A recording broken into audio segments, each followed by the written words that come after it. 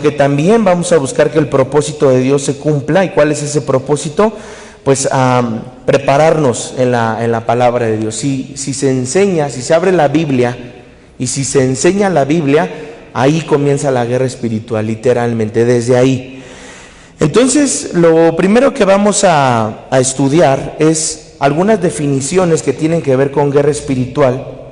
Y yo le pido que abra su Biblia, primeramente y en el Génesis, ¿sí? Eso es lo primero que vamos a estudiar. Abra su Biblia en Génesis, capítulo 3. Y todo el capítulo 3 nos enseña el Señor acerca de la guerra, algunas definiciones acerca de la guerra espiritual. Y vuelvo a insistir, para poder entender cómo orar o cómo hacer una guerra espiritual, necesitamos pues primero definir qué es. Entonces, vamos allá a Génesis 3, vamos a comenzarlo a leer. Génesis capítulo 3, versículo 1. Y vamos a ir avanzando en todo este capítulo del Génesis 3, y yo le voy a decir en dónde vamos a hacer algunas pausas. Amén. Comenzamos. ¿Ya lo tiene en su Biblia? Vamos a leerlo. 1, 2, 3.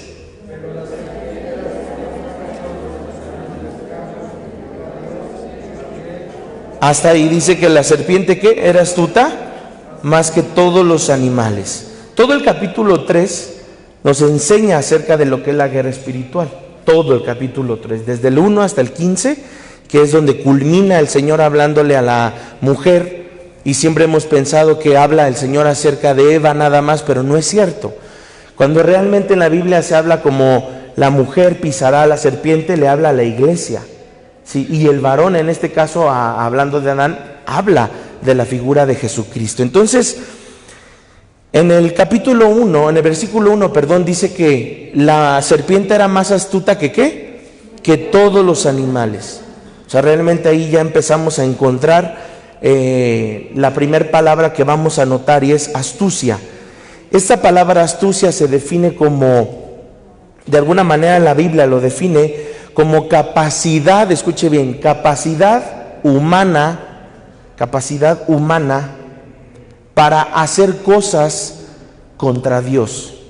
Es decir, pensamos que somos astutos para hacer ciertas cosas, pero la Biblia dice pues que el Señor no puede ser ¿qué? Burlado.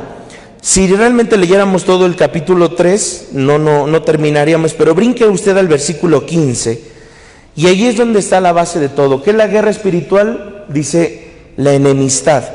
Enemistad pondré entre ti y la mujer, entre tu simiente y la simiente suya. Repito, Eva en este caso, cuando habla de la mujer, no habla de Eva, sino habla de la iglesia. O sea, desde esos tiempos ya el Señor en la guerra espiritual nos había dicho que íbamos a estar marcando un antes y un después. ¿Cuál es ese antes y cuál es ese después? Ese propósito. El poder revelar la palabra cuando dice que el Señor ha puesto una enemistad entre la iglesia y el enemigo. Luego dice, escuche bien, que desde ese tiempo vemos a los hijos de Dios peleando contra Satanás, y Eva creyó que uno de sus hijos cumpliría esa promesa, ¿no? Cuando dice la Biblia, la mujer pisará a la serpiente, pensó Eva que podría ser Abel o Caín, pero se equivocó, porque ni fue Abel ni fue Caín. ¿Por qué no fue Abel? Porque a Abel lo asesinaron. ¿Por qué no fue Caín? Porque Caín huyó después de haber asesinado a Abel. Y entonces, ¿cómo creen ustedes que se sintió aquella mujer ante la promesa de yo te voy a edificar, yo te usaré, y literalmente tu descendencia pisará, o tu simiente pisará o destruirá a la serpiente? Realmente no se cumplió. Entonces, el inicio de toda la guerra espiritual es desde ahí, desde el momento en el que Dios declaró la guerra entre la iglesia y Satanás. Desde ahí comienza lo que es la guerra espiritual. Y nosotros, dentro de la guerra espiritual, tenemos una capacidad para cambiar las cosas. Y la Biblia, incluso cuando usted ha escuchado en la Biblia que dice, todo lo que atares en la tierra será atado en los cielos, y todo lo que desates en la tierra será desatado también en los cielos. Literalmente habla de que tenemos nosotros la capacidad, esa es la palabra, la capacidad de parte de Dios para cambiar también las cosas espirituales. No solo las cosas humanas o naturales, sino también las cosas espirituales. Por eso dice, desde el momento en que tú hagas algo Desde el momento en que tú hagas algo aquí en la tierra, se revelará o tendrá un impacto también en el cielo. Y también lo que tú desates del cielo, pues será desatado sobre la tierra. Hay una conexión entre el cielo y la tierra, eso siempre ha existido. Realmente no podríamos decir, no, pastor, no existe una conexión. Como nosotros como humanos, como simples humanos, podríamos asegurarlo así, podemos cambiar o mover los planes del cielo. Sí se puede, porque en el momento en que Dios nos está diciendo lo que tú ates en la tierra, será atado en los cielos. Entonces escuche, Efesios 6:12, vamos a abrir desde el versículo 12, la Biblia nos dice literalmente qué es una lucha, una batalla, una guerra espiritual. Hay gente que ha enseñado porque no conocen la Biblia, gente que se aferra a decir, no es cierto, la guerra espiritual no existe, eso es una mentira, eso es un invento humano, pero esa gente son los primeritos que piden oración y guerra espiritual cuando pasan por lucha. Suena hasta ilógico, irrisorio, pero dicen, no existe la guerra espiritual, no existe la oración, no existen las batallas espirituales. Sí existen. La Biblia dice, no tenemos lucha, ¿qué? Contra sangre y carne, y eso ya lo dijo Pablo, ni siquiera es el Antiguo Testamento. Pablo dijo a la iglesia de Éfeso, no tenemos lucha contra sangre y carne. Entonces el primer principio dentro de la guerra espiritual, anótalo, número 1, tus hijos no son tus enemigos. Tus hijos no son tus enemigos. Y esto nos puede servir porque el Señor nos va a capacitar también para enseñar, incluso en nuestra casa o a aquellas personas que nos rodean, principios de la guerra espiritual dentro de la familia. Y pensamos, la guerra espiritual solamente es un lenguaje que se debe de usar para aquellos que tienen un ministerio de guerreros de oración. No es cierto. Hay gente que incluso, yo he escuchado gente que se atreve a decir, la guerra espiritual, yo no he sido llamado a la guerra espiritual. Eso es un ministerio solo para algunos o para el pastor. Pero todos los que estamos y los que escuchan ahora en este momento en Facebook, todos estamos llamados a la guerra espiritual. Querramos o no querramos, un día la guerra espiritual va a llegar a nuestra casa. Si no es por algún temor, si no es por alguna noticia médica, el de repente escuchar que el médico dice, sabes que hay un diagnóstico médico que no es favorable para ti, y puede ser que en ese momento el miedo venga y digamos, sí es cierto, no, pues ya me voy a morir. Juntas a la familia, empiezas a despedirte, pero la guerra espiritual es algo que nos ayuda a salir de ese fango emocional y a decir, no, eso es lo que dice el humano, pero la palabra de Dios dice otra cosa. Eso es guerra espiritual. Es como ahora la depresión que ha generado el encierro, que ha generado el desempleo, que ha generado tantas cosas. La gente se vuelve loca porque no sabe hacer guerra espiritual. Pero los que tenemos al Señor y los que sabemos tomar nuestras armas, por eso Efesios 6:10 habla, a partir del 10 hasta el 20 habla de la armadura de Dios, y el 12 dice, no tenemos lucha contra sangre y carne, sino 4 cosas: principados, potestades, gobernadores y huestes en regiones celestes. Entonces le pregunto, leyendo Efesios 6:12, ¿existe o no existe la guerra espiritual? Grítelo fuerte. Sí, para todos aquellos que nos escuchan y que critican y que tal vez censuran y señalan a los pastores que enseñamos la guerra espiritual, porque no cualquier iglesia enseña este tema. Dice, no, ¿sabes qué? En el momento en que tú recibiste a Jesús, ahí se acabó la guerra espiritual. Quisieran, porque muchas veces usted y yo no nos confundamos, sí o no, desde el momento en que recibimos al Señor, desde ahí ya había una guerra espiritual. Claro, desde ese momento ya había una guerra, porque la Biblia dice que habla acerca de una parábola, y es la parábola del sembrador. Dice que uno echaba algunas semillas en el camino, otro entre pedregales, otro entre espinas y otro en buena tierra. Pero dice que el enemigo, o sea, no mandó un demonio, el mismo enemigo robará la semilla. Si se da cuenta, esa parábola es tremenda porque vuelve a insistirnos el Señor acerca y menciona que el enemigo robará una semilla que ha de sembrar el Señor en nuestro corazón. Entonces, sí existe la guerra espiritual, y como tal, nuestra guerra es contra espíritus, no contra nuestros hijos ni contra los seres humanos, sino contra ¿qué? Contra espíritus. No peleamos contra los vecinos, contra nuestros familiares, sino contra aquellos espíritus que incitan a la gente a hacer el mal. Cuando discutes con tus hijos, has perdido tu posición espiritual. Y si la persona ha perdido su posición espiritual, en ese momento se va a limitar. Digo, ¿cuántas veces no? En algún momento Dios nos ha hablado y vemos que hay un inicio, vemos que hay un principio, pero también hay un fin. Y ahora en Colosenses 2:15 le pido que abra su Biblia. Vamos a ver esa cita que nos habla de cuál fue el fin, porque el principio fue desde que el Señor lo estableció. La mujer pisará la serpiente y la serpiente morderá el calcañar. Ese fue el inicio, cuando se desató la guerra.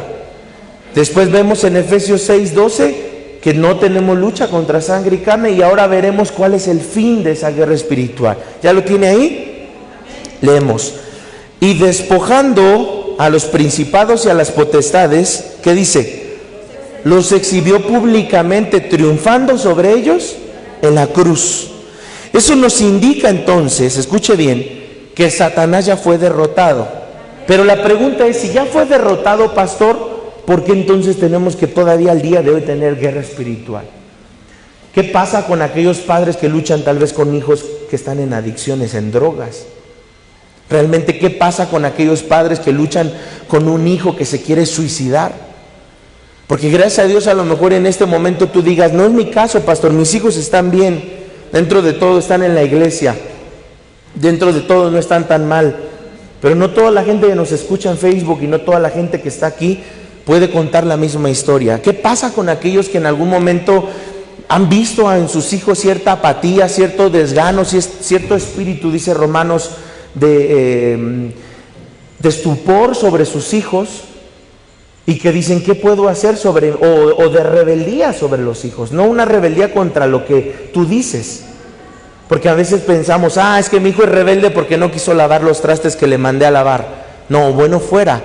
¿Qué pasa cuando un hijo a lo mejor ya ha brincado la cerca de ser rebelde contra Dios mismo y decir, pues Dios ni existe, o no quiero nada con Dios? Dios no me va a ayudar, Dios no me entiende, Dios no me escucha, Dios no me comprende. Y empezamos a ver que tarde o temprano la guerra espiritual tenemos que aplicarla primero en nuestras vidas, 2 en nuestras familias, y ahora sí de ahí todo lo que usted quiera en el país, en la ciudad.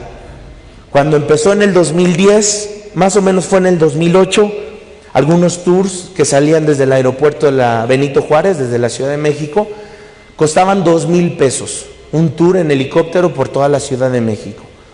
Iban en puntos, para no rodear mucho, iban en puntos cardinales, empezaban desde el aeropuerto, que es parte del oriente, y brincaban hacia el poniente, del poniente iban hacia el norte y luego regresaban al sur y terminaban otra vez en el aeropuerto por un costo de 2,000 pesos por persona.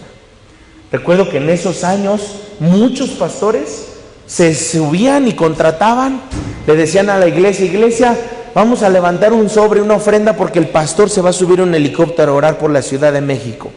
Amén, amén. Y todos pues ponían una ofrenda para que el pastor se subiera, se compraba su aceite, y cuando empezaba el tour, él empezaba a aventar aceite de oliva, aceite para ungir, y comenzaba a hacer guerra espiritual.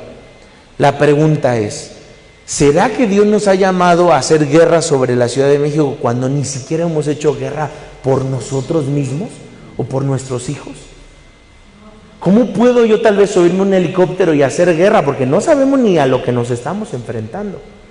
Yo no sé si a usted le ha pasado en algún momento no solamente evangelizar, porque bueno fuera solo evangelizar, pero desde el momento en que una persona tú le empiezas a ministrar, a escuchar, puede ser tus hijos, porque tú como padre también puedes ministrar a tus hijos. Esa no es mi labor solo como pastor.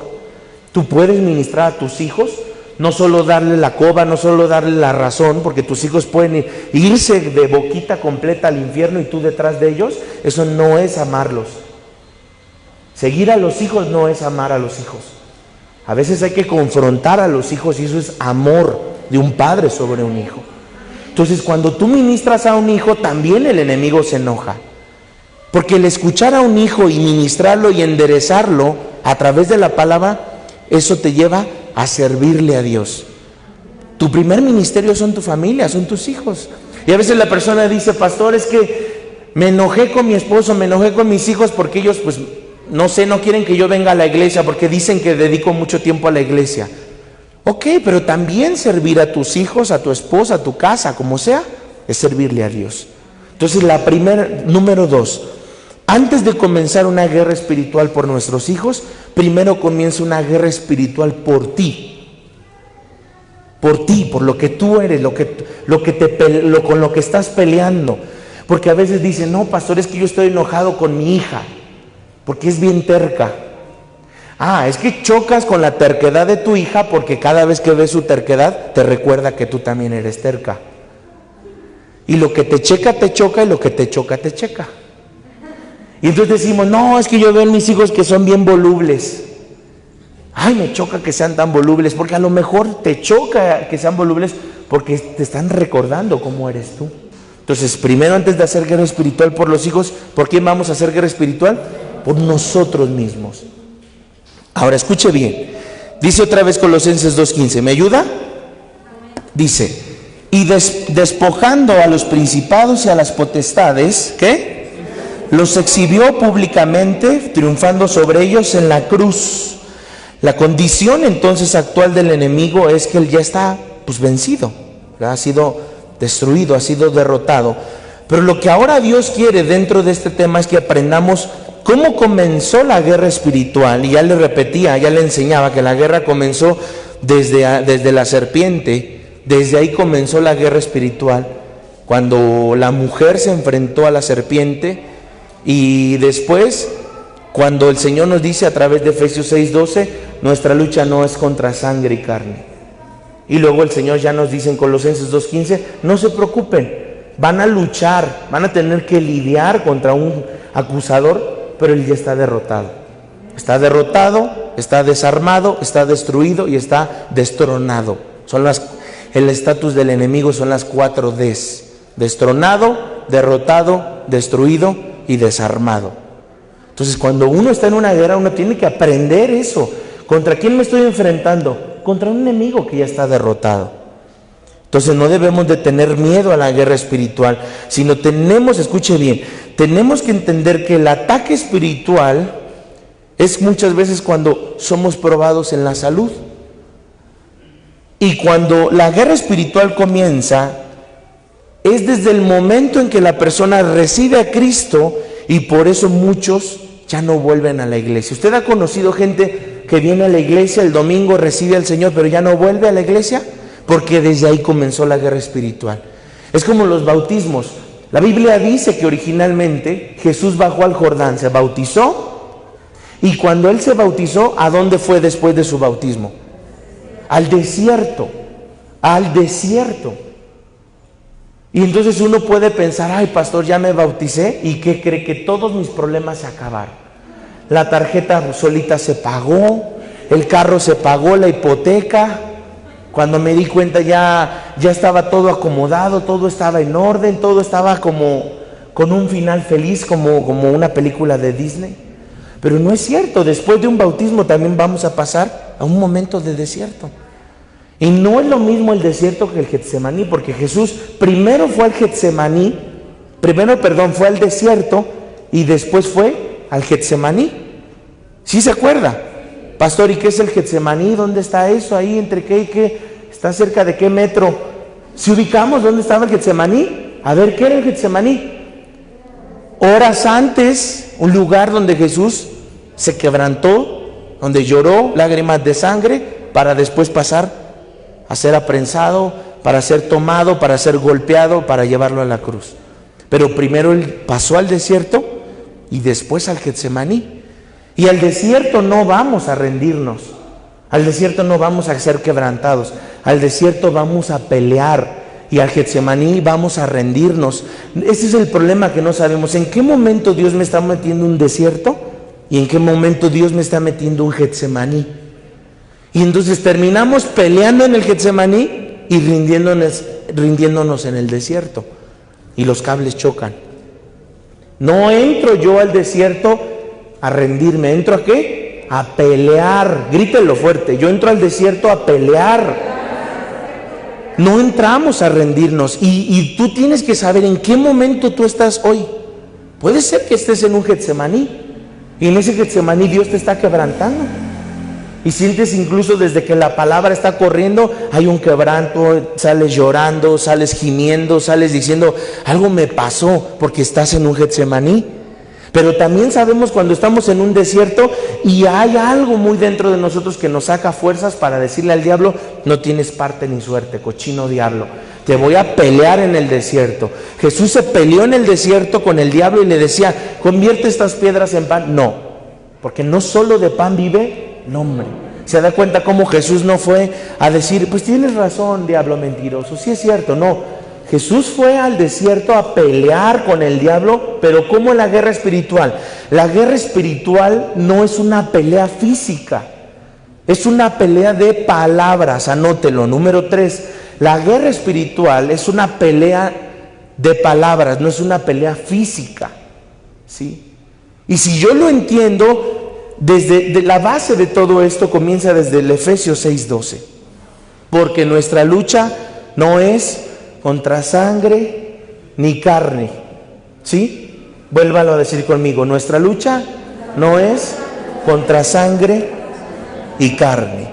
Entonces, ¿desde cuándo comienza la guerra espiritual para un cristiano? Decíamos, desde que acepté a Jesús en mi corazón, desde ahí. Entonces no le midamos, no le digamos a la gente que la guerra espiritual no existe. Sí existe, va a haber luchas a las cuales nos tenemos que enfrentar. Entonces muchas veces algunos podemos pensar que venimos a la iglesia a socializar, cuando realmente a la iglesia también venimos a una guerra espiritual.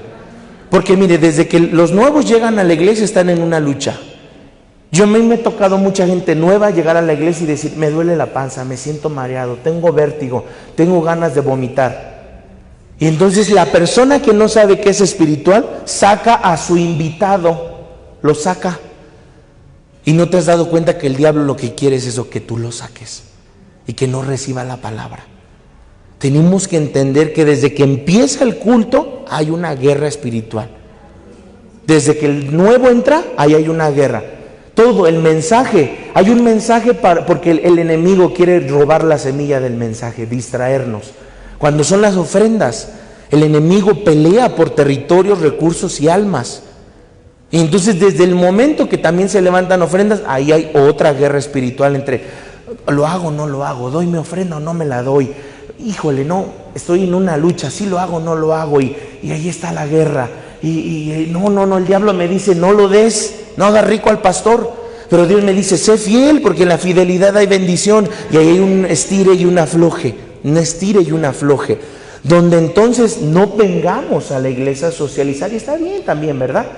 Está padre, como el día que fueron los bautismos, nos gozamos y pues hasta salieron las tortas de cochinita, gloria a Dios, y volaban por acá las de cochinita y por acá el chicharrón y los frijoles. Socializamos, pero no siempre socializar. Tenemos que entender que también a la iglesia venimos a aprender que es una guerra espiritual. Ahora escuche bien, por ejemplo, las chicas de artes, los de alabanza, el pararse aquí y cantar, dirigir, no es cantar como en un baño, no es cantar como en la regadera, es bajar la presencia de Dios y ministrar al pueblo de Dios, y desde ahí una guerra espiritual para los que cantan. Y luego las chicas de artes, que no solo vienen a brincar y a hacer un performance ni a estar rebotando y hacer el ridículo, es ministrar y mover el pandero, mover ayúdame Gaby, los aros, los mantos. Y entonces desde que está moviendo, ahí hay una guerra espiritual que no entendemos y pensamos, qué bonitas se ven las niñas, yo quiero que aquí esté mi nieta. Sí, pero ¿entiendes que es una guerra espiritual? Que cada movimiento de artes es un movimiento de guerra espiritual. No solo es lucir un vestido, no solo es pasar por pasar, todo en el culto es un momento de guerra espiritual. Desde la palabra puede ser que, mira, ¿qué pasaría si en este momento tú estás escuchando la palabra, estás aprendiendo y te acuerdas que no apagaste los frijoles? Ya desde ahí empiezan. híjole, no, y si se quema mi casa, y si se explotan, y empieza el diablo. Y si los apagué o no los apagué, y comienzas a escribirle a la vecina, y ya empiezas a perder la palabra que Dios quiere sembrar, y resulta que al final todo estaba bien, si le apagaste a los frijoles, pero el enemigo lo que quería es robarte tu paz, tu atención. Entonces, cuando tú entres a la iglesia, lo mejor es decir, los problemas, los pendientes que se quedan allá afuera. Yo vengo a recibir la palabra. No me voy a estar preocupando, ni tampoco voy a estar desde aquí queriendo jugarle a la Casa Blanca ni a la NASA. Yo desde aquí voy a recibir la palabra. Y saliendo de aquí, retomo mis pendientes, pero yo ya llevo mi espíritu lleno. Entonces, si no lleno mi espíritu y estoy tratando de resolver pendientes desde aquí, ni llené mi espíritu, ni resolví los problemas, porque no he conocido a alguien que a la distancia resuelva problemas. Entonces necesitamos entender que todo es ¿qué? Una guerra espiritual. Ahora, yo sé que va a decir, pastor, ¿y a qué horas va a hablar de los hijos? Espéreme, porque si yo no pongo la base, no vamos a avanzar hacia los hijos. Yo sé que ahorita usted quiere que los consejos para los hijos corran y que en algún momento empezar a notar, pero permítame un minuto más todavía. Debemos de entender, escuche bien, 3 cosas, anótelo. El enemigo número 4 pelea por recursos, almas y territorio.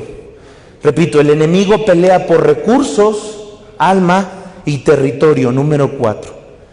¿Qué significan recursos? Recursos habla específicamente de lo económico, de la lucha. También hay guerra espiritual en lo económico. También hay guerra espiritual en las finanzas. Sí, porque en algún momento nos han enseñado a pedirle a Dios, a orar, a clamar por nuestra economía, pero también hay en la economía que orar y hacer en algún momento guerra espiritual por nuestras finanzas. ¿Cómo sé en qué momento tengo que aplicar la guerra espiritual en mis finanzas? Bien sencillo. Cuando tú te has dado cuenta que no te rinde, que el enemigo ha robado lo que Dios te ha dado, es momento de hacer guerra espiritual. No es momento de jugarle al emprendedor, de jugarle al... No. Se trata de entender lo espiritual. Y no está mal que vendas catálogo, no está mal que pongas un negocio, no está mal que busques otro horario de trabajo. Lo que estoy diciendo es, ¿qué pasaría si alguien teniendo 3, 4, 5 o 6 horarios de trabajo, aún así el enemigo ha tocado sus recursos? Y tiene que ver muchísimo con esa parte de la guerra espiritual que ahorita vamos a ver. Las almas, aquí es donde quiero meter ya a los hijos. El enemigo pelea recursos, almas y ¿qué? Y territorios. Las almas representan específicamente eso, nuestra familia. Pero ¿qué pasa si yo no entiendo esta parte de los recursos de las almas y del territorio? Un territorio, escuche bien, es el lugar donde Dios me ha sembrado para fructificar. Yo tengo que pelear por mi territorio. Porque el enemigo es territorial. Incluso, yo no sé si usted lo sabía, pero dentro de la guerra espiritual los demonios son territoriales. Y en la Biblia Dios movía mucho a la gente. Le dijo, por ejemplo, a José y a María, salgan, porque Herodes quiere matar a los niños, muévanse. ¿Se acuerdan ustedes, por ejemplo, cuando Dios le dijo a Abraham, deja tu parentela, sal de tu tierra? ¿Por qué lo movió de la tierra? ¿Por qué lo sacó de su tierra para que Dios pudiera hacer la obra? ¿Por qué a Lot le dijo, vámonos Lot, es momento de movernos? Y la mujer que no quiso moverse, volteó y se convirtió en una estatua de sal. ¿Qué pasa? Que entonces hay que entender que los territorios, yo no sé si a usted le ha pasado, pero hay gente que dice, yo estoy muy bien en el trabajo, pero llego a mi casa y todo me pasa. Ahí hay un problema. Ahí hay un problema porque la casa tiene que ser nuestro primer refugio. La persona que huye de su casa significa que le ha dado lugar al enemigo para tomar ese territorio. Nuestra casa tiene que ser un refugio, no tiene que ser un lugar de guerra. No es como decir, no, pastor, pues que yo en mi casa siempre peleas. No, en mi casa descanso, en mi casa tengo paz, en mi casa tengo gozo, en mi casa conozco mis muebles, conozco todo. Yo llego a mi casa y me gozo, descanso, encuentro paz. No la vas a encontrar afuera en el metro, no la vas a encontrar en el eje central, no la vas a encontrar. No, la paz tenemos que encontrarla en casa. Y si tú no encuentras paz en casa, es momento de hacer guerra espiritual por tu hogar, porque algo ahí espiritualmente y territorialmente te ha robado tu tranquilidad y tu paz. Ahora escuche bien, el enemigo no le teme a lo que usted dice, el enemigo le teme a lo que usted cree. Así de sencillo, porque yo puedo decir muchas cosas. Yo puedo creer en la liberación, yo puedo hablar de la guerra espiritual, pero no creer. Y repito, el enemigo no le tiene miedo a lo que usted dice. El enemigo le tiene miedo a lo que usted cree. Por eso no todas las iglesias, somos muy poquitas las iglesias que creemos, enseñamos, ponemos como cultura, adoctrinamos, enseñamos, vivimos bajo lo que Dios nos enseñó, que es la liberación y la guerra espiritual. No, tristemente hoy hay muchas iglesias donde estás mal, vete con el psicólogo, el pastor mandando ovejas al psicólogo. O luego muchas veces, pastor, quiero que usted me libere, no puedo. ¿Por qué? Porque no tengo tiempo. Mentiroso.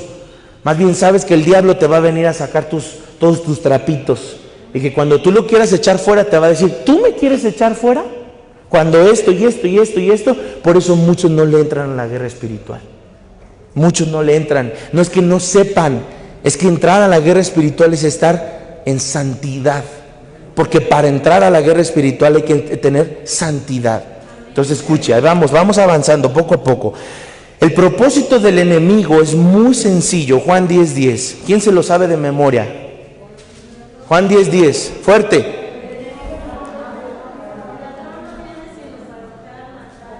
Amén. ¿Cuál es el propósito del enemigo? Robarme, matarme y destruirme. Así de sencillo. Otra vez, hermanita, grítemelo. Juan 10:10. El enemigo, el ladrón no viene sino para entrar, matar y destruir. Robar, matar y destruir. Ese es el propósito del enemigo. Ese es el propósito del enemigo. Robar tu paz, matar tu fe, destruir tu familia, destruir tu núcleo, destruir tu matrimonio, destruir la fe, destruir la iglesia. ¿Usted cree que no hay gente que me quisiera matar? ¿O el enemigo que me quisiera matar? ¿A mí o a muchos tal vez guerreros que sé que hay en esta iglesia? Sí, pero ¿qué dice el Señor? ¿Qué dice? Colosenses 2:15, lo acabamos de leer. Despojó, ya los despojó, los exhibió públicamente en la cruz. Ya no depende de nosotros, eso ya lo hizo el Señor en la cruz. Es decir, la victoria en la guerra espiritual ya la ganó el Señor en la cruz, no nosotros.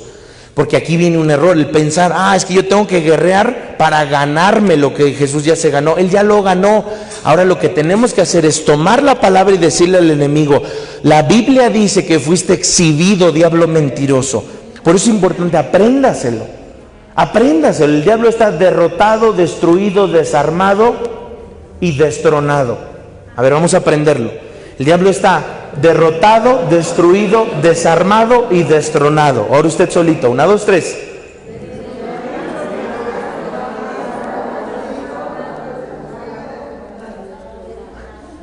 Ahí más o menos, pareció lluvia, pero derrotado, destruido, destronado y desarmado. ¿Ven? Eso es el estatus del enemigo. Entonces escuche que aquí hay una gran enseñanza. Dios nos llamó para orar por nuestra familia y entrar, escuche bien, entrar y ministrar a nuestra casa a través de la guerra espiritual. Evangelizar es una guerra espiritual. Ministrar es una guerra espiritual. Es decir, porque a veces la gente te busca, oiga Timonel, deme un consejo, oiga Timonel, ore por mí. Desde ahí ya estás ministrando, desde ahí ya estás haciendo una guerra espiritual. Cuando unes un matrimonio que se quería divorciar, desde ahí ya ministraste, ya hiciste guerra espiritual. Cuando haces que un hijo regrese a casa por su rebeldía, desde ahí ya ministraste y hiciste guerra espiritual. Desde que tú en algún momento ministraste a alguien que se quería suicidar, felicidades, ya hiciste guerra espiritual. ¿Y te las va a pasar el enemigo? No. ¿Por qué? Porque esa persona es como ahora, no como otros años. Pero a mí me dolía mucho siempre que yo veía una peregrinación del 12 de diciembre. Porque esa gente puede salir hasta del sureste de Tabasco y son días para llegar a la villa. Y muchos de ellos mueren picados por serpientes, atropellados. Todas esas almas, ¿dónde usted cree que se van? El diablo es bien astuto, que con la idolatría se lleva a mucha gente a la perdición. Gracias a Dios ahora por lo del COVID están en casita, están vivos, mire, ni los picaron, ni los atropellaron. Que el Señor tenga misericordia y que encuentren a Jesucristo como Señor y Salvador. Entonces, o sea, vuelvo a insistir, la guerra espiritual comienza desde que oras por tu hijo, porque a veces es eso, la guerra espiritual, la persona no necesita estar despierta. Levántate en el nombre de Jesús cuando están tus hijos en cama y ora por ellos si has visto que han repetido maldiciones generacionales tuyas o de tu esposo. Desde ahí te levantas en la cama y lo unges en el nombre de Jesús. Hijo, yo te bendigo y hago guerra para que salga de ti esto y esto y esto y terquedad, y que todas malas amistades se rompen. Acuérdese bien que el enemigo, Dios aborrece las mezclas, la tibieza y el yugo desigual. Número 5. La guerra espiritual es romper mezclas, yugo desigual y tibieza. ¿Sí lo anotó? Número 5. Guerra espiritual es romper en mi vida o en mi familia 3 cosas: tibieza, yugo desigual y mezclas. ¿Sí lo anotó como el número 5? Desde ahí comienza la guerra espiritual. La guerra espiritual comienza desde que tú ya le sacaste una cita con el Señor a un enfermo, a una persona oprimida. Desde que estás orando por un enfermo ya hay guerra espiritual. ¿Se acuerda usted del endemoniado gadareno? Ese endemoniado gadareno estaba sufriendo, dice que rompía las cadenas, estaba oprimido, estaba endemoniado, caminaba en los sepulcros en la noche, se echaba en el fuego. ¿Y qué le pasaba? Se quemaba. ¿Usted ha leído la historia del gadareno? Se aventaba al fuego porque estaba atormentado por los demonios. Desde el momento en que tú ayudas a una persona con paranoia, con trastorno de déficit de atención, con trastorno obsesivo compulsivo, con trastorno paranoide, con esquizofrenia, con locura, pensamientos de suicidio, ataques de ansiedad, uno diría: vete con el psiquiatra, hay que te metan, que te enchochen, que te droguen. Pero desde el momento en que dices: no, esto no me cuadra, yo voy a llevar a esa persona, le voy a sacar una cita con el pastor para que lo libere, ya desde allí una guerra espiritual. Desde que tú sacas la cita, ya el diablo te está diciendo: me lo sueltas, déjamelo porque yo lo voy a destruir, déjamelo porque en los pensamientos yo lo voy a dejar que él se suicide. Fíjese cómo es de astuto el diablo. Pero tú llegas y dices: no te lo vas a llevar, diablo mentiroso. Hay liberación y hay sanidad en el nombre de Jesús. Hemos visto esta semana, sí o no, mi esposa no me dejará mentir, tanta gente endemoniada diciendo: me quiero matar, no puedo dormir, me estoy volviendo loco, escucho voces, los ojos dilatados. No es normal que una persona tenga los ojos dilatados, no es normal que una persona no duerma. Ahí hay un tormento que hay que declarar guerra espiritual y sanar a través de Jesucristo a esa persona. Entonces, hay algo importante. Muchas veces, escuche bien, la guerra espiritual es el momento en el que tú decides orar acompañado tal vez de alguien, pero aquí hay un problema. El cristiano, antes de pedirle oración a alguien más, ya tuvo que haber hecho guerra espiritual. Antes de que me está empezando a doler aquí, yo creo que voy a ir corriendo con el doctor para que me saque la vesícula. No, espérame, antes de que corras, ya hiciste guerra espiritual, ya reprendiste, ya ataste ese dolor. ¿Ya le pediste al Señor que te sanara? ¿O tu segunda opción es Dios y tu primera opción fue el médico? Ahí hay un problema. Desde ahí hay un problema. Y no digo que la ciencia esté mal, no digo que la medicina esté mal, porque Dios no está peleado con la medicina. Yo lo he dicho, no es pecado usar un medicamento para curar el cuerpo. Sí es pecado utilizar medicamento para curar el alma. Ahí entró el problema.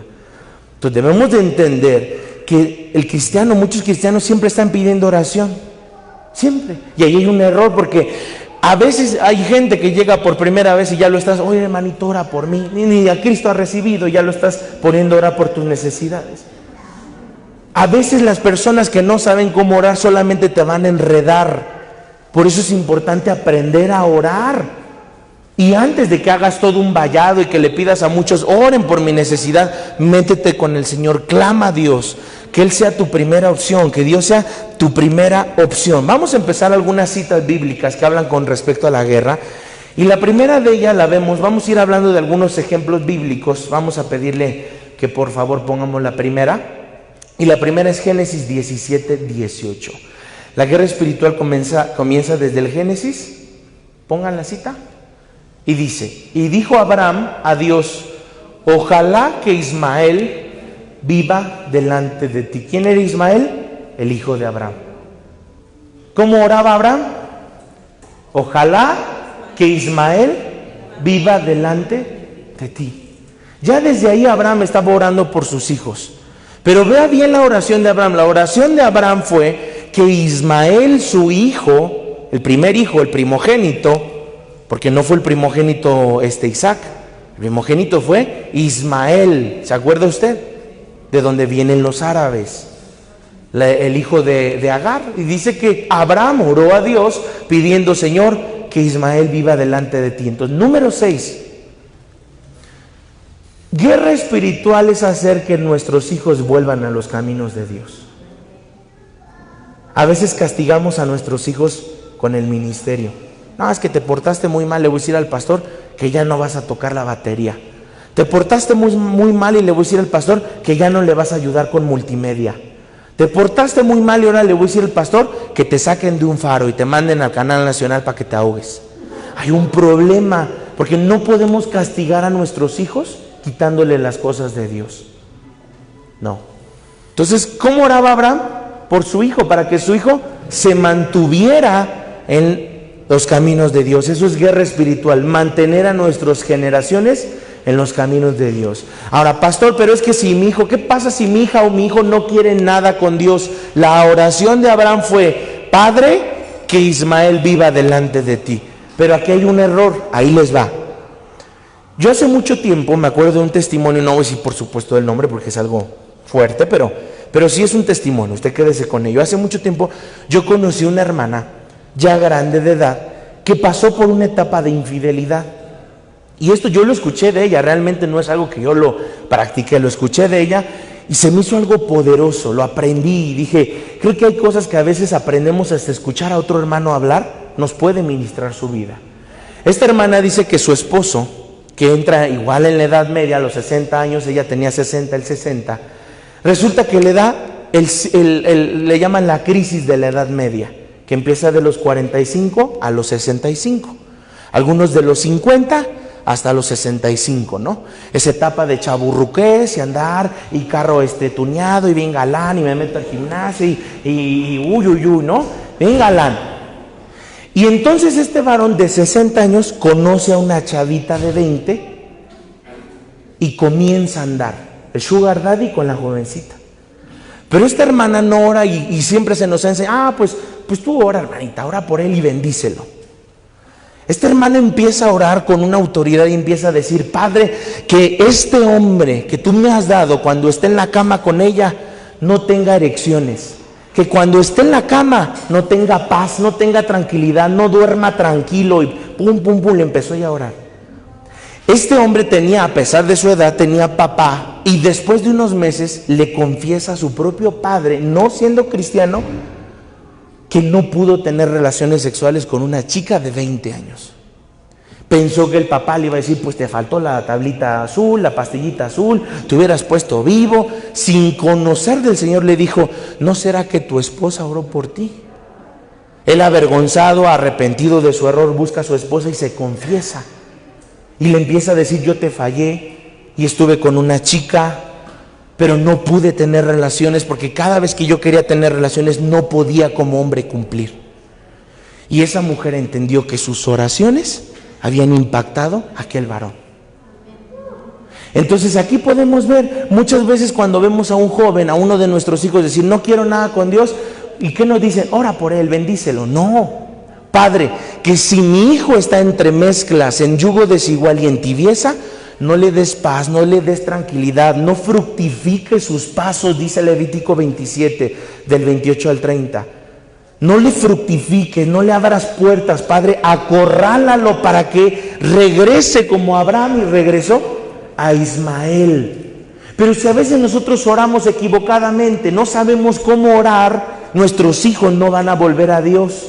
No le estoy diciendo a usted, porque yo he escuchado también madres equivocadamente orar: Padre, mándale un accidente a mi hijo, Padre. No, eso es un error. No, yo estoy hablando: Señor, acorrálalo, Señor, mételo en tus caminos, Señor, que él cuando tenga, que cuando él esté en las cosas del mundo, tú le pongas en su mente caos, que no pueda disfrutar ni las mezclas, ni pueda disfrutar la tibieza, ni el yugo desigual.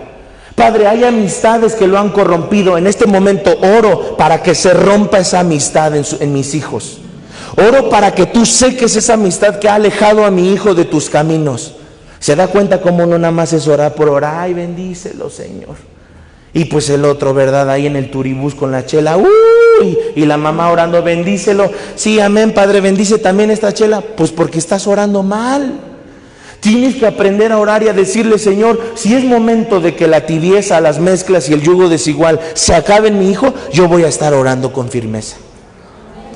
Pero no sabemos orar, y por eso dice Mateo 7:7, nuestras oraciones no son contestadas, porque no sabemos orar.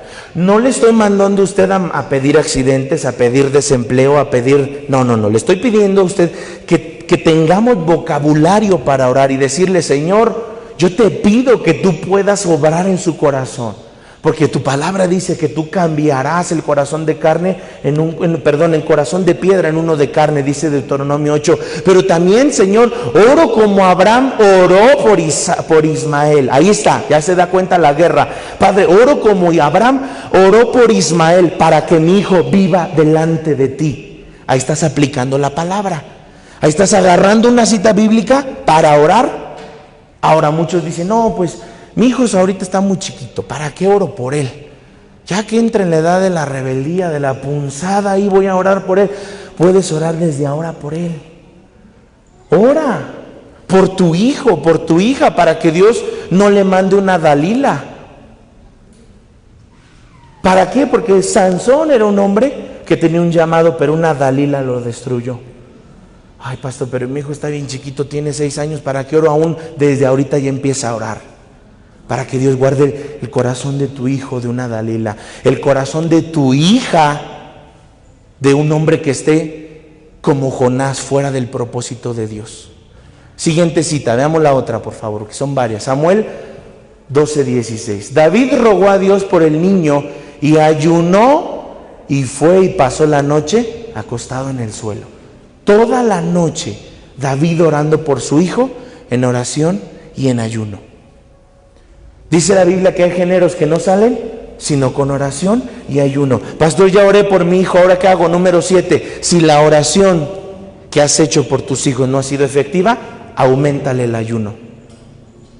Esto está tremendo, porque si la Biblia nos dice que la oración y el ayuno rompen diferentes géneros, a lo mejor puede ser que el caso de tus hijos ya no sea con oración, sino también hay que agregarle ayuno. Ora por tu hija. Ora por tu hija, porque a veces pensamos que como padres, aligerar a nuestros hijos su carga, quitarle responsabilidad a nuestros hijos, es una manera de ayudarlos, y hay un error. No, pero pues que mi hija anda en el mundo y yo le cuido a sus hijos, yo me quedo con mis nietos para que ella disfrute el mundo. Error, porque mientras más tú cuides a tus nietos, le estás quitando la responsabilidad a tus hijos que solamente Dios les ha dado. Número 3, Crónicas 22:12. Que el Señor te dé prudencia. Aquí estaba orando David sobre Salomón. Que te dé prudencia y entendimiento, y te dé dominio sobre Israel, para que guarden la ley del Señor tu Dios. Escuche esto, ponga mucha atención, porque aquí esto está tremendo. David esta oración la hizo cuando Salomón se iba a convertir en el nuevo rey de Israel. Estamos hablando de que David podría haber tenido 80 años y tal vez Salomón podría haber tenido 40 o 50 años. Pastor, pero es que, ¿cuál es la enseñanza de todo esto? Que Salomón se desvió por las mujeres, pero David estaba orando por él. No importa la edad de un hijo para orar y hacer guerra espiritual. Porque a veces pensamos, ¿hasta qué edad puedo yo hacer guerra espiritual por un hijo? Un hijo siempre va a ser un hijo. Punto. ¿Desde cuándo debo de empezar? ¿Desde cuándo le enseño a orar a mi hijo? Desde que aprende a hablar. En el mundo lo primero que hacen es enseñarle a decir groserías y los aplauden. Nosotros deberíamos de enseñarles a orar y a leer la Biblia y a estar en las cosas de Dios. Ahora escuche la siguiente cita, por favor. Una oración y una guerra espiritual, así como la oración, la guerra espiritual tiene que tener 4 características. Número 8, anótelo, número 8. La oración y la guerra espiritual tiene que tener 4 características, que es: la guerra tiene que ser personal. Número 2, la guerra tiene que ser presente, o sea, aquí y en el ahora. 3, la guerra espiritual tiene que ser continua. Y 4, tiene que ser creciente. Que si antes tú hacías guerra 10 minutos, ahora son 20. Repito, personal, presente, creciente y continua. ¿Cómo tiene que ser la guerra? Personal, presente, creciente y continua. No abro presente del espacio, no es de, es que si no está mi hijo aquí presente en mi cara no hago guerra. No, presente es aquí y ahora, en el aquí y en el ahora. No es para mañana, no es antes, es en el aquí y en el ahora. Siguiente cita dice, Crónicas 29:19. Dice, y da a mi hijo Salomón un corazón perfecto para que guarde tus mandamientos, tus testimonios y tus estatutos, para que los cumpla todos y edifique el templo para el cual he provisto. ¿Cuál era el propósito de Salomón? ¿Para qué vino a la tierra Salomón? ¿A llenarse de 1000 mujeres? ¿A tener un arsenal?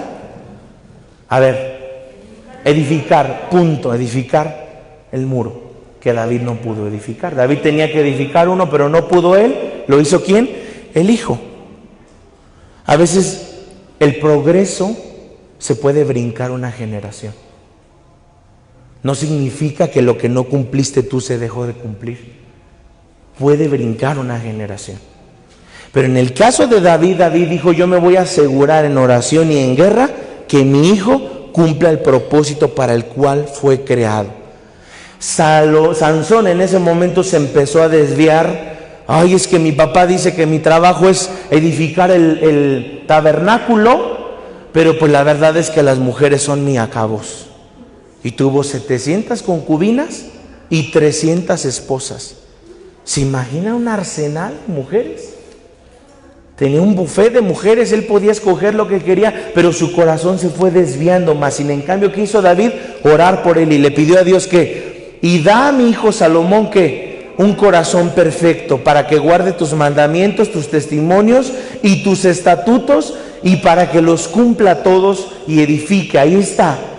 Entonces, ¿cómo debemos de orar? Número 9, debemos de aprender a orar para que nuestros hijos cumplan su propósito de vida. Pero aquí hay un problema. Uy, pastor, ¿cómo voy a orar por él? O sea, ¿cómo sé cuál es el propósito de Dios para la vida de mi hijo si ni yo sé cuál es mi propósito? Estás más perdido tú que tu hijo. O sea, por eso es importante primero nosotros la guerra, edificarnos y decir, Padre, ¿cómo yo puedo dirigir a mi hijo para que cumpla su propósito si yo estoy perdido en mi propósito? Y parece ofensivo, pero no es ofensivo, o sea, lo estoy diciendo con todo respeto. Primero tenemos que tener nuestro propósito nosotros como papás, porque la Biblia dice que un ciego no puede guiar a otro ciego. Hoy te encuentras personas que dices, ¿sabes cuál es tu propósito? ¿O estás perdido? No, sí, pastor, yo pues no sé cuál sea mi propósito. Yo estoy más perdido que Adán en el Día de las Madres. Más perdido que Adán buscándose el ombligo. No sé, no entiendo ni cuál es mi propósito. Es obvio que no vamos a poder ayudar a nuestros hijos si ni siquiera sabemos cuál es nuestro propósito. Ahora, como papás, los que sean papás, ¿cuál es tu propósito? Hacerle la vida imposible a mi esposo, pastor, amén, ese es mi propósito. ¿Será ese? A ver, alguien que me diga sin miedo, yo sí sé cuál es mi propósito. Alguien, un valiente, en este momento. A ver, allá. Rose. ¿Cómo? Encaminar a mis hijos que sean hombres rectos,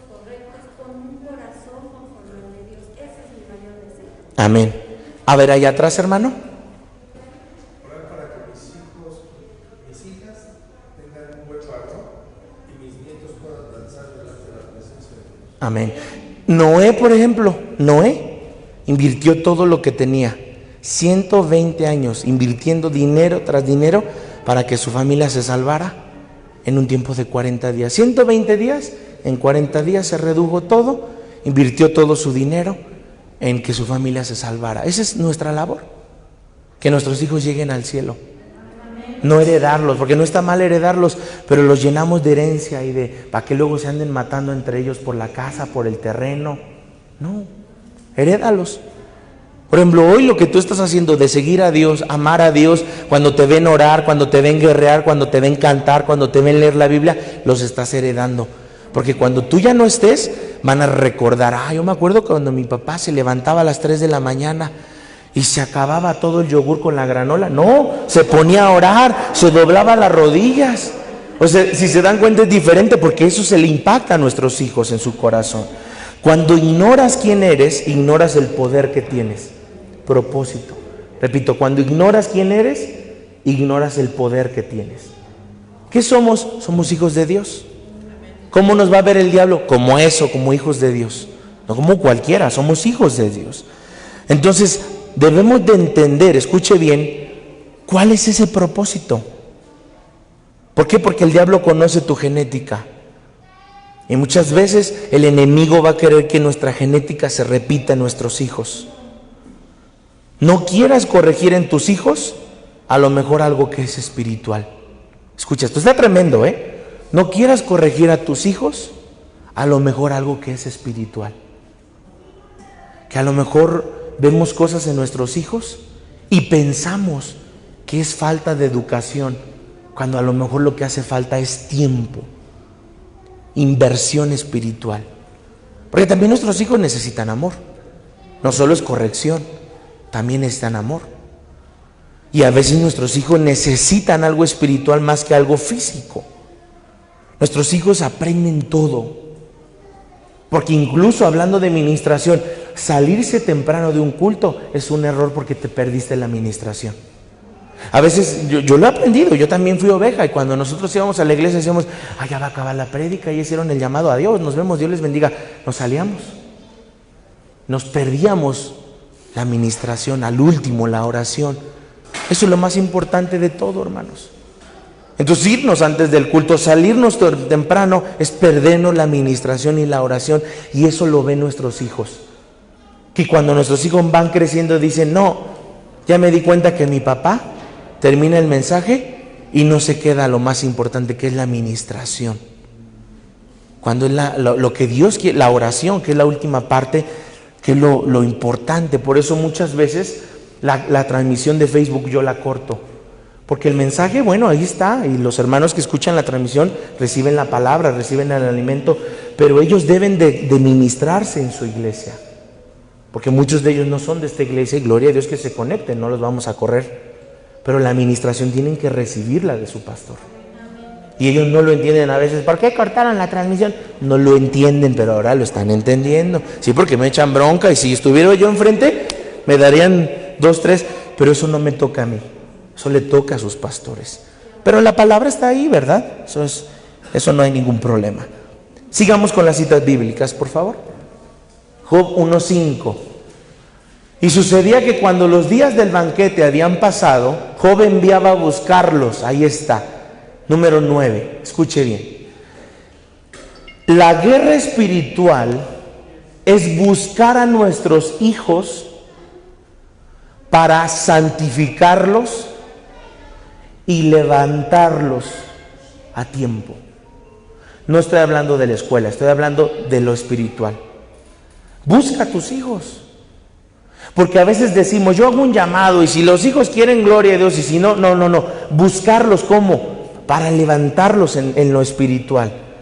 ¿Cómo voy a buscar a uno de mis hijos? La Biblia dice, escuche bien, la Biblia dice que el hijo pródigo salió de casa, se alejó. El papá no fue corriendo atrás de él. El papá nunca va a correr detrás de los pródigos.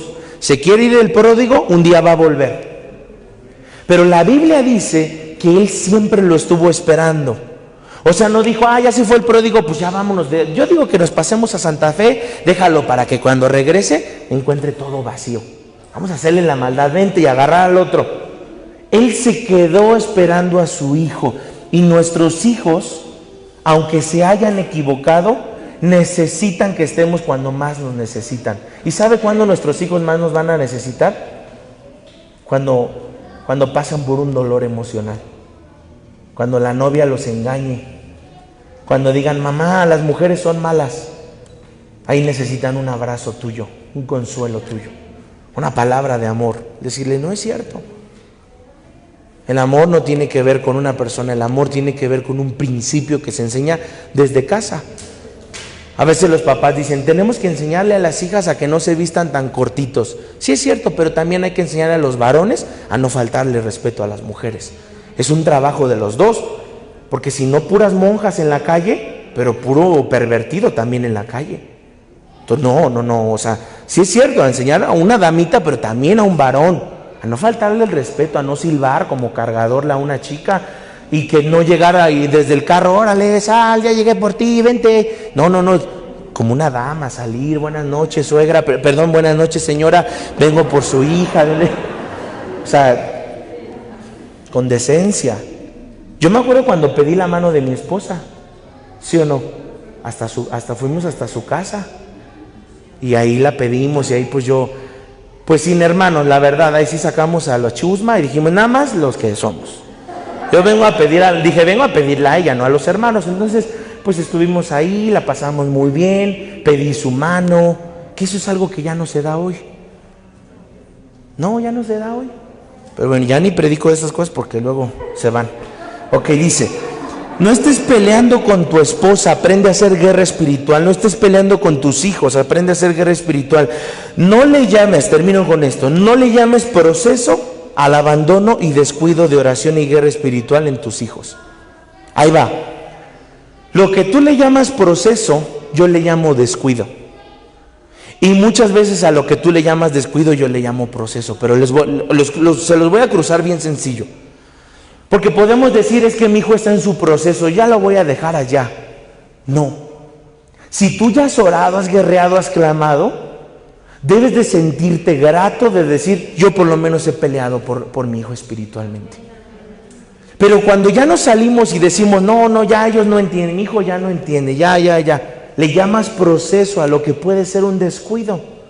Pero a lo mejor te hace falta meterle un poco más a la oración, a la guerra, ponerle un poco más de ayuno, decir, Padre, yo no voy a dejar que el enemigo me arrebate a mi hijo. Que si le he encontrado droga a mi hijo, no voy a permitirle al diablo que mi hijo acabe en las drogas. Y empiezo a hacer guerra espiritual.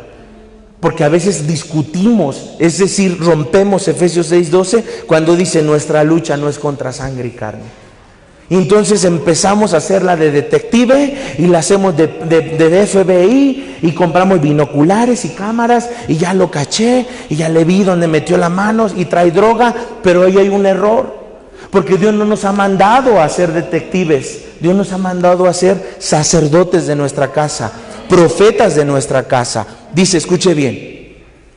Y sucedía que cuando los días del banquete habían pasado, Job enviaba a buscarlos y los santificaba, y levantándose temprano ofrecía holocaustos conforme al número de todos ellos. Tenía 10, Job tenía 10 hijos. Porque Job decía, quizá mis hijos hayan pecado y maldecido a Dios en sus corazones. Así hacía Job siempre. O sea, Job tenía 10 hijos y él presentaba una ofrenda delante de Dios todos los días, por si acaso. La siguiente, por favor. Samuel 1:27. Por este niño oraba. ¿Ahí de quién habla? De Ana. Ana no podía tener hijos. Y Ana, desde antes de que el hijo naciera, ya había pedido por Samuel. Dice, por este niño oraba y el Señor, ¿qué? Me ha concedido la petición que le hice. ¿Se acuerdan ustedes cuando Ana estaba orando en esta cita? ¿Qué pensó el sacerdote Elí? Que estaba borracha. Número 10 y el último. 11, el último. Un principio que encontramos aquí es guerrear, o en este caso hacer guerra espiritual por tus hijos, guerrear, o en este caso, hacer guerra espiritual por tus hijos, no le va a agradar a todos.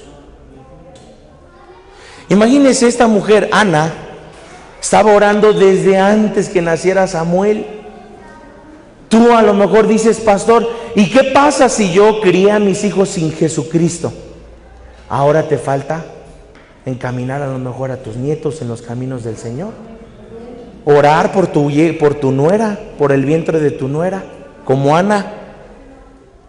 Yo bendigo a mi nieto desde el vientre. Enséñale a tu hijo. A ver, hijo, porque a lo mejor el hijo ni sabe. Y ahí anda el hijo ahí todo lelo, gugu, tata, tu papi. No, a ver. Te voy a enseñar cómo, hijo. No nada más a gugu, tata. Lo vas a bendecir. Ponle la mano a tu esposa. Eso es enseñar a tus hijos. Y al final, aunque tu hijo ya no lo formaste, porque a lo mejor primero aceptaste a Cristo hace poco, pero estás enseñando aún a tu hijo a ser un padre conforme al corazón de Dios. Ese a lo mejor sea tu propósito del por qué Dios te sigue dando vida, que puedas enseñar a tus nuevas generaciones. Dice, pero por este niño oraba y el Señor me ha concedido la petición que le hice. Ana quedó embarazada y dio a luz a Samuel, el mejor profeta del Antiguo Testamento. La que sigue, Samuel 1 del 9 al 28. Pero Ana se levantó después de haber comido y bebido en Silo, y mientras el sacerdote Elí estaba sentado en la silla junto al poste de la puerta del templo del Señor, ella muy angustiada oraba al Señor y lloraba amargamente. E hizo voto y dijo, oh Señor de los ejércitos, si tú te dignas mirar la aflicción de tu sierva, te acuerdas de mí y no te olvidas de tu sierva, sino que das a un hijo a tu sierva, yo lo dedicaré al Señor por todos los días de su vida y nunca pasará navaja sobre su cabeza. Ana ofreció a su hijo Samuel para el servicio a Dios. Pastor, es que mis hijos no quieren servir porque tú como papá y como mamá no se los has ofrecido a Dios.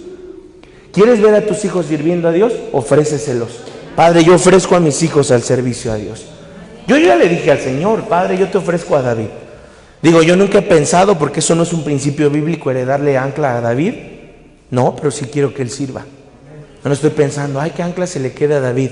No, eso es ni bíblico, es ese principio. Ningún apóstol le heredó a uno de sus hijos la iglesia. No, yo solamente anhelo eso, que mi hijo un día le sirva al Señor. Si no es aquí, donde quiera, pero que le sirva. Si no es como pastor que está tocando una guitarra, pero que le sirva. Porque él luego me dice, ay pastor, los pastores son bien aburridos, yo me quiero dedicar a ser corredor, dice. Yo creo que su trabajo sería correr y comer donas de doble chocolate, que no le gustan de uno. El que sigue, Éxodo 2:23. Y aconteció que pasado mucho tiempo murió el rey de Egipto y los hijos de Israel gemían a causa de la servidumbre y clamaron, y su clamor a causa de su servidumbre subió a Dios. ¿Qué sigue, por favor?